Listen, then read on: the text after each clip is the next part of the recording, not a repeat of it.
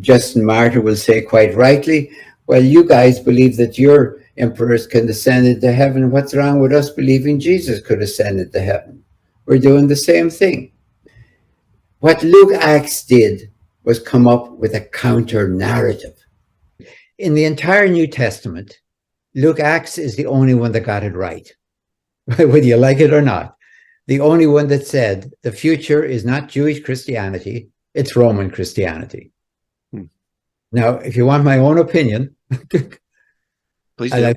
I speak as a historian and a Christian, I think it would be much better if it had been Jewish Christianity, because quite frankly, the Jewish people had been living under empire for 500 years, and they knew what it was like. When Christians finally, in the 4th century under Constantine, when Constantine opened his arms for effect and embraced the Roman Empire, nobody ever seemed to say, well, who converted whom here? Is there a price tag for having the Roman Empire on our side?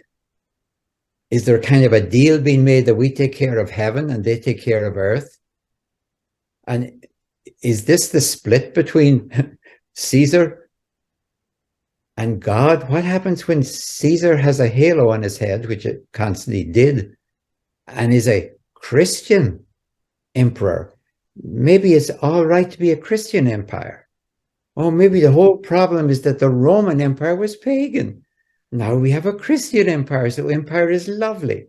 You're reading your New Testament, you know that Luke is the 3rd book in there, and you know that the Acts of the Apostles is the 5th book. And those titles, scholars know, were put on afterwards, so that's not the problem. But here's the question. Did this author, Luke, conceive, imagine, project, write, publish, if you will, a 2-volume work from the very beginning? So along comes Luke. The Gospel according to Luke is say around 40,000 words plus. He's going to need 2 volumes. Volumen is the Latin word for a scroll. He's going to need 2 scrolls. We say 2 volumes, right. 1 book. So if you read the 1st volume by itself or the 2nd volume by itself, you get both wrong. The 1st volume ends up, for example, with Jesus' followers all in the temple. Well, if you end there, they're totally within Judaism, worshiping in the temple. And one great Jewish scholar said that was the most Jewish book ever written in the New Testament. But they're in the temple waiting to leave. It's like being in a railway station. The 2nd volume starts and goes to Rome. So the 1st volume, Jesus goes from Galilee to Jerusalem. 2nd volume, Peter and Paul, the apostles, the Acts of the Apostles, go from Jerusalem to Rome. And when they get to Rome, end of story, Roman Christianity has arrived. That's the manifesto of Luke Acts.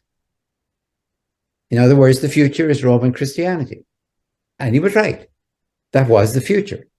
Eventually, under Constantine, who wanted one empire with one ruler, himself, of course, one new capital, Constantinople, and one religion. He looked around and figured all these pagans can't unite my empire. I need a religion. Well, he looks at Christianity. They got bishops and they're organized just like us. Duh, of course they're organized like you. They're modeled on you. I constantly said, I don't see any problem. So of course he supported. I mean, completely sincerely. I'm not trying to make out he's a hypocrite. Right. It made absolute sense to him.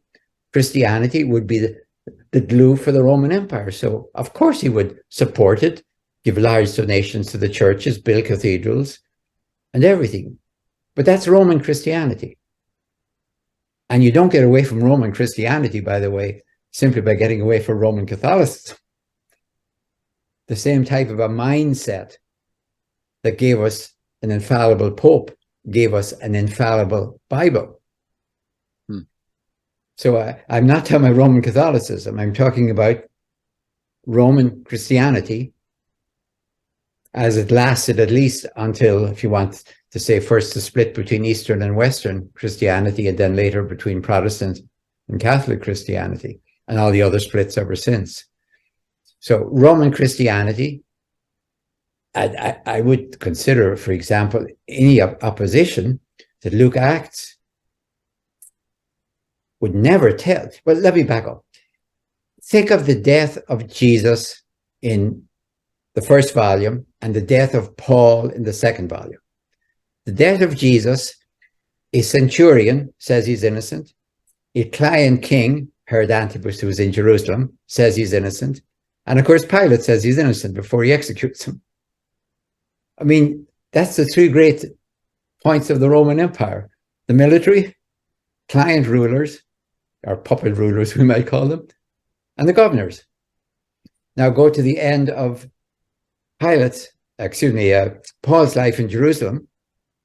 You have now not just a centurion, but a tribune writing a letter saying he's innocent. And Herod Agrippa II, who's a king, not just a governor, not just a client king, a client prince, but a king, says he's innocent. And so does the governor. There's a perfect storm of Christian innocence rolling through Luke Acts.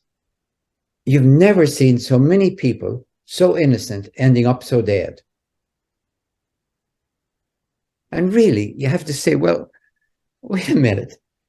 What's going on? Were the Romans kind of savage? Did they just kill people all the time? Maybe John of Patmos was right, at least with leaders. No. From the Roman point of view, these people were what we call activists. Non-violent, but Rome would have called them troublemakers. Rome would have said they create tumult. Now, it could be, say, a local synagogue, if a huge argument about anti-Messianic Jews, pro-Messianic Jews, if it kind of spilled out into the street, that would disturb the peace of a Roman city. They wouldn't worry too much about theology at all. They'd say, well, everything was peaceful until this guy, Paul, arrived. Then we had a riot. Paul's the problem. Well, Paul didn't start it. Well, Paul's arrival started it. If he wasn't here, we've had peace in the Jewish synagogue here for hundreds of years. Paul arrives, we have a riot. Paul's the problem. Of course, from the Roman point of view. That's why after all these innocent declarations, Paul or Jesus ends up dead. So this is a magnificent manifesto for Christian innocence. It's kind of apologia pro vita Christiana, written at the beginning of the 2nd century.